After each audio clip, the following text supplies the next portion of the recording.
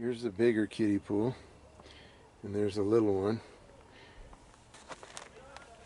And the floats are like that, and the 6x8, and these use the 1/2 inch floats.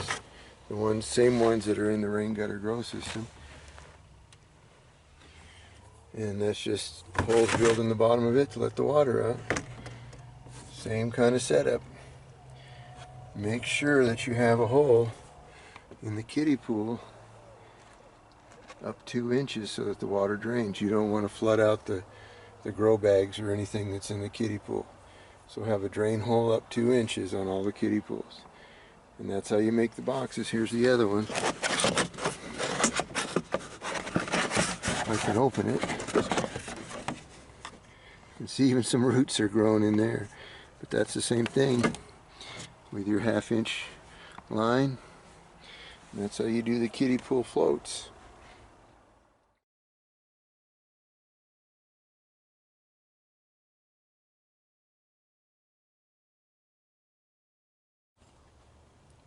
Kiddie pool setup. Bought this kiddie pool at the dollar store. However, it was $15. This one's 45 inches around. It's a smaller one. But I just wanted to do another kiddie pool. This is very unlevel here. You probably can't tell how unlevel, but it's right next to the A-frame. You can tell in that how much it took to level that up with the blocks that are under it. Same with this. Had to put a bunch of blocks under it. I used a pallet that I just scrounged and some 1/2 inch siding scrap that I had laying around, and you got to level it up both ways. The kiddie pool's got to be level, so do the rain gutter grow systems, so does the A-frame, because the water has to be even all the way through. Now I took a uni bit or a step bit and I drilled a hole. It's about 3/4 of an inch or 1 inch, 2 inches up from the bottom to here about, because you don't get more than 2 inches in there. If it rains or something, you want that to be able to drain out. Don't steal the kid's kiddie pool and drill a hole in it. Mom won't like that. But anyway, this is how you do the kiddie pool. You can get it level on something. If you don't have this, you set it on level concrete, or you can set it out level somewhere else, and just make sure you have something underneath it that won't poke through. If I just used the pallet with all the ribs in it, the kiddie pool would sag between it because it's so thin. They're really, really thin. So that's why I sheet it with the siding, 1/2 inch siding, so that it's got a solid surface. And the bigger kiddie pool up there, it's sitting on carpet over the gravel ground so that it doesn't get poked through as well. But you've always got to have it level. Then here's my little float box that I have made. This one's smaller than the bigger ones. It uses the same floats that are in the A-frame, and all I've done is drill holes in the bottom of it. I'll show you a video on how to make these right now.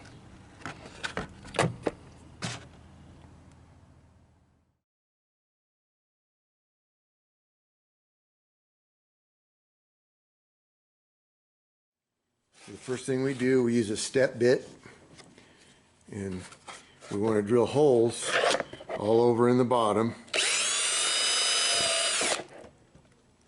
Not big.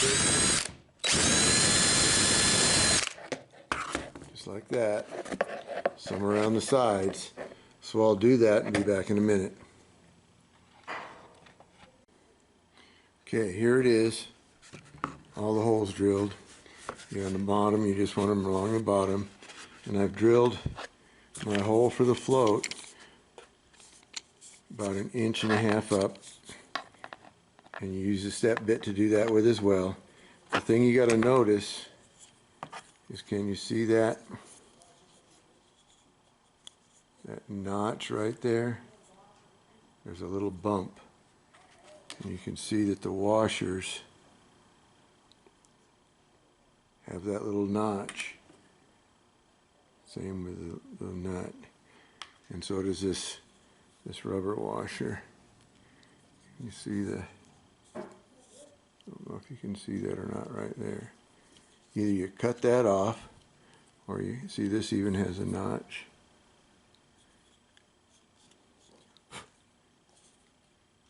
But I don't cut it off. I leave it. And this is all, if you had a sealed deal, like the grow pipes, you'd want to make sure about all this. But with this, it doesn't matter if it leaks in or out of it, because it's going to leak in and out anyway. That's the whole purpose of it. But what I do is then I just take, this float works like that. It shuts on and off that way. So it's open down, and then as it comes up, it shuts off. And there's a screw here that you can adjust that. And I basically have it so that when it shuts off, if you can see, this is straight with this. That's how I have it. They come, they may not be that way, so you have to adjust it. And you'll have to maybe adjust it to find out where your level is. But this notch is going to be in the top of the hole. So you need to take your deal, and you need to make a little notch with a knife of some kind. Doesn't have to be very big, just a little notch, so that that plastic part fits in there.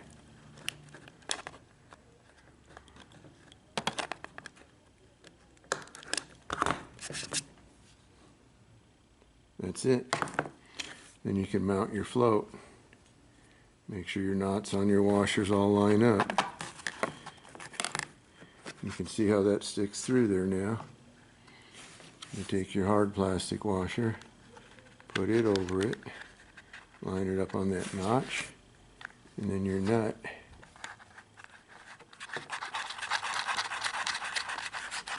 Tighten that up.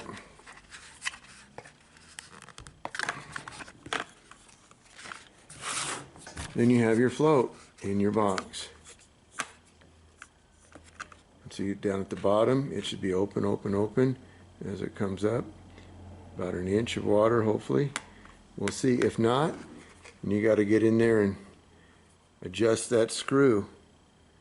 I have a little 90-degree Phillips head screwdriver that I use to adjust it if I need to. But that's it. That's how you make your float box for the kiddie pool. And this is a small one.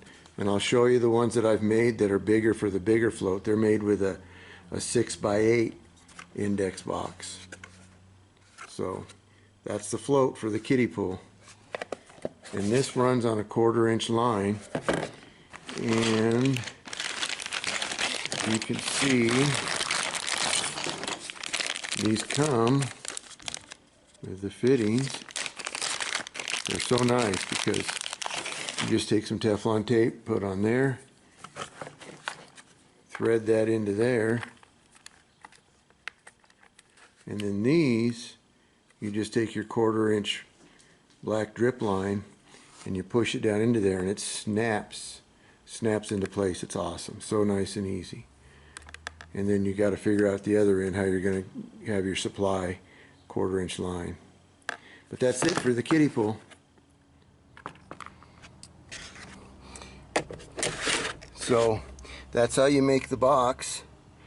And then I just set a rock on it to hold it flat, and you want about 1 inch of water, and here's all you want.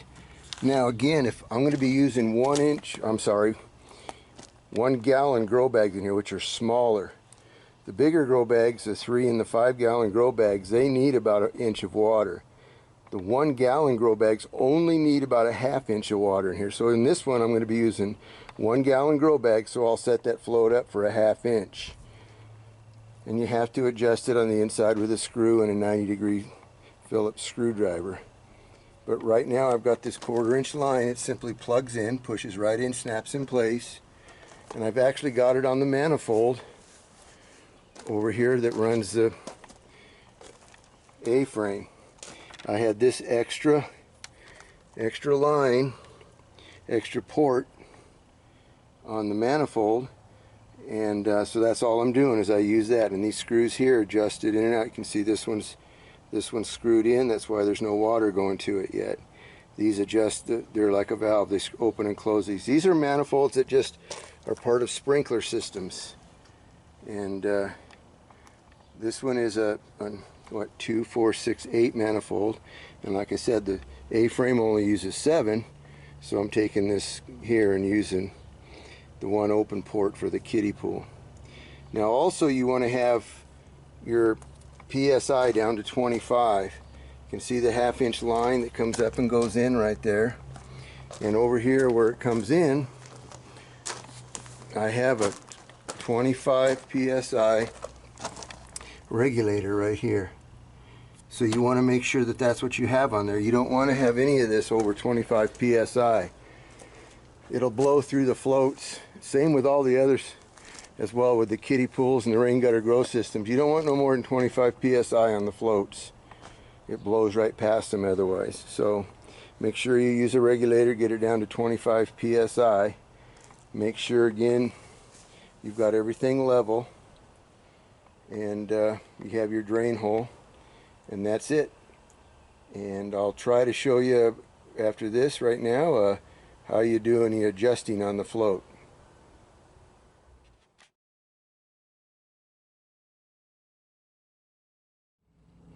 Okay, this is how you adjust the float in the float box. This has worked all year long. I've already used it for 1 year. If you look inside there, you can see the screw. I just made a hole in the side with my tapered bit, and you just have the screwdriver go through the hole and adjust your thing here, and then there's little notches in here and you can adjust them, and they lock at your level. And then try it, and you want about a 1/2 inch to 1 inch at the most of water in your kiddie pool. So that's how you adjust your float level. Just make a hole in the side so you can get straight into that screw on the side of the float. You can see it down inside of there, I think. Let me see. There you go.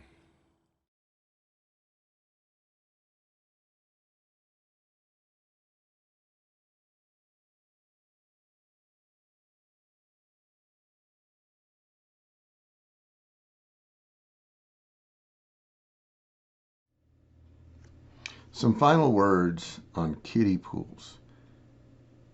They work really good, especially with grow bags. However, the grow bags do have a drawback in that they can get saturated soil. So my suggestion is that to start the plants is that you leave the water supply off in the kiddie pool, and for a couple of weeks you top water.